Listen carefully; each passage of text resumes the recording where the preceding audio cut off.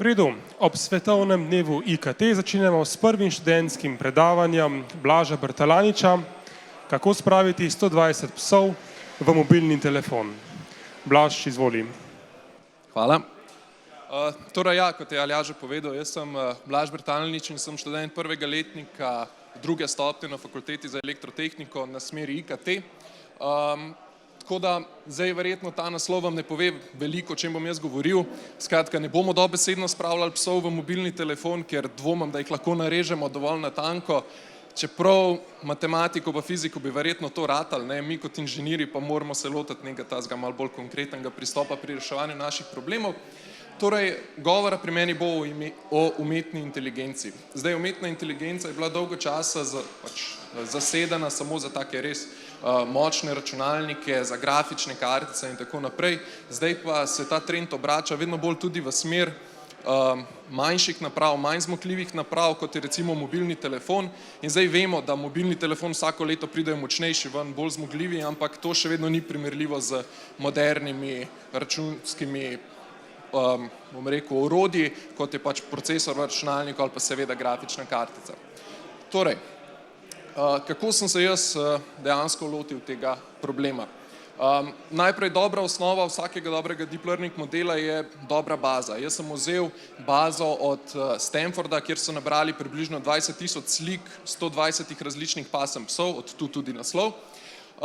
Potem, kaj naredimo zadevo, malo pač podatke tudi augmentiramo, se pravi, da jih imamo več, zložimo skupaj en model, ga naučimo, ko ga naučimo, ga stestiramo, ugotovimo, da deluje za 94% natančnostjo, ko pride do pravilnih napovedi, zadevo eksportiramo in kaj ugotovimo? Prva stvar, da je zadeva velika 250 megabajtov. Ok, še rečemo, dobro, bomo že nekako, zadevo vržemo na mobitel, poženemo zadevo in kaj se zgodi, mobitel enostavno umre. Torej, to so zdaj moje začetne težave. Model je enostavno prevelik in verjetno nobeden od vas ne bi hotel naložiti v mobitel aplikacije, ki je velika, ne vem, 400-500 megabajtov, samo zaradi tega, da bi na koncu pač prepoznala enega psa, bedarija, ne. In pa seveda prevelika računska zahtevnost, ker pač telefon enostavno umre vsakič, ko aplikacijo zalaufate. Skratka, lotiti se moramo optimizacije. Zdaj, prva stvar, ki je logična vsem, je, da enostavno nevronsko mrežo oziroma konvolucijsko nevronsko mrežo zmanjšamo. Se pravi, vržemo ven sloje, vržemo ven število filtrov, seveda pa moramo pri tem paziti, da pač ne zmanjšamo števila pasem, ker če zmanjšamo število pasem, potem nismo nič naredili, ker naš cilj je, da pač model zna razpoznavati čim več psov, ne pa na koncu samo enega. Skratka, zmanjšamo število slabih modelov, to je prvi korak, s tem zmanjšamo tudi velikost modela na koncu, ko ga eksportiramo, smo se pa s tem samo delno dotaknili računske zahtevnosti. Zato moramo optimizirati filtre in na koncu še kvantizirati uteži. Zdaj, optimizacija filtrov, to je v bistvu tak najbolj kompleksen del te moje naloge oziroma tega moje rešitve. Zdaj, navadna konvolucija v nevronskih mrežah deluje nekako takole. Se pravi, imamo en filter, leti čez vse 3 RGB kanale, zdaj tisti, ki se malo več slikami ukvarjate, veste, o čem govorim.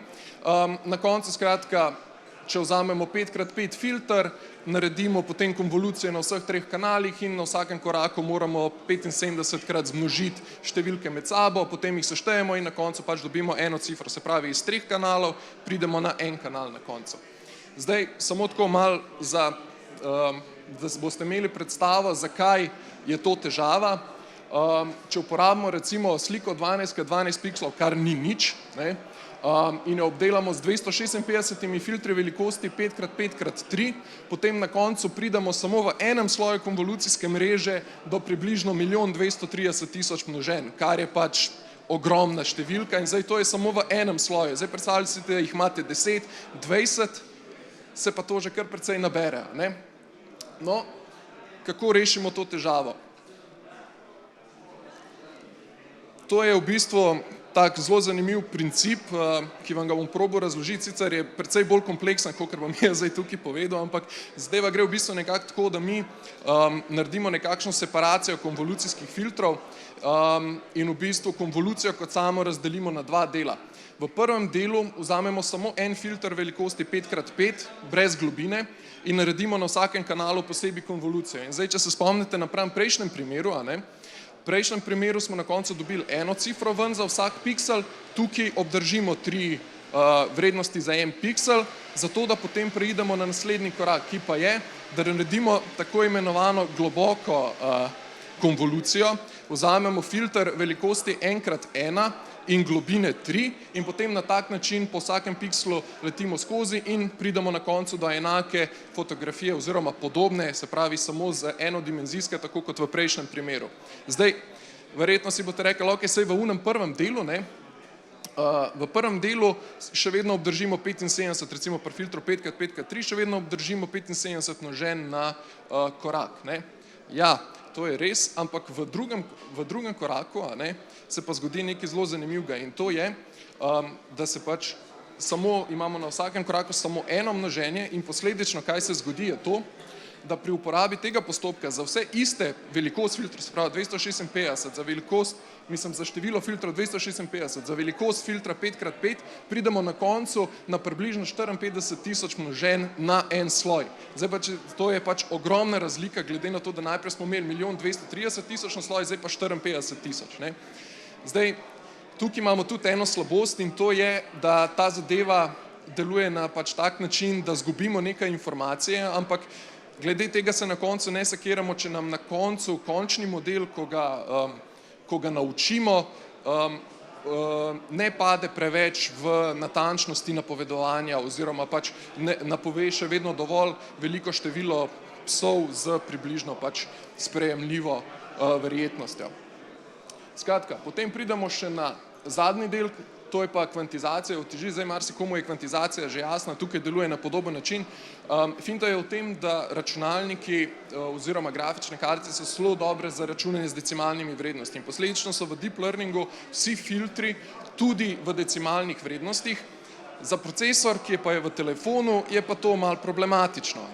No in zaradi tega mi zadevo kvantiziramo in sicer z 8-bitnimi celimi števili oziroma 8-bitnimi integerji ali pa 16-bitnimi integerji in zadeva deluje čisto preprosto, vzamemo maksimalno vrednost v filtru, minimalno vrednost v filtru, maksimalni vrednost recimo pri 8-bitnem integerju določimo vrednost 255, najmanjšemu določimo ničlo, ostale pa pač razdelimo vmes in upamo, da nimamo prevelike napake, ki bi se nam na koncu preveč poznala.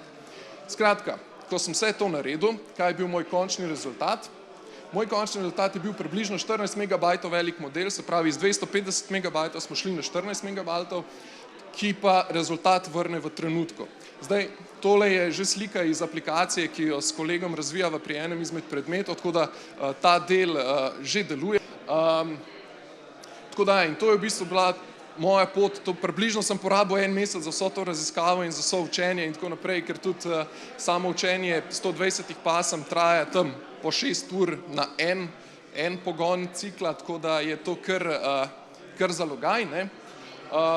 Tako da zdaj čisto za konec bi se pa rad zahvalil laboratoriju Lucami, ki mi je pač strojno opremo omogočil igranje z deep learningom, predvsem bi se pa zahvalil profesorju Janezu Zaletelu, ki je bil v bistvu že od vsega začetka, ko sem pač se začel ukvarjati z deep learningom tako ali drugače, pač prisoten ob vseh teh mojih podvigih. Tako da, to je bilo to. Ima kdo kakšno vprašanje?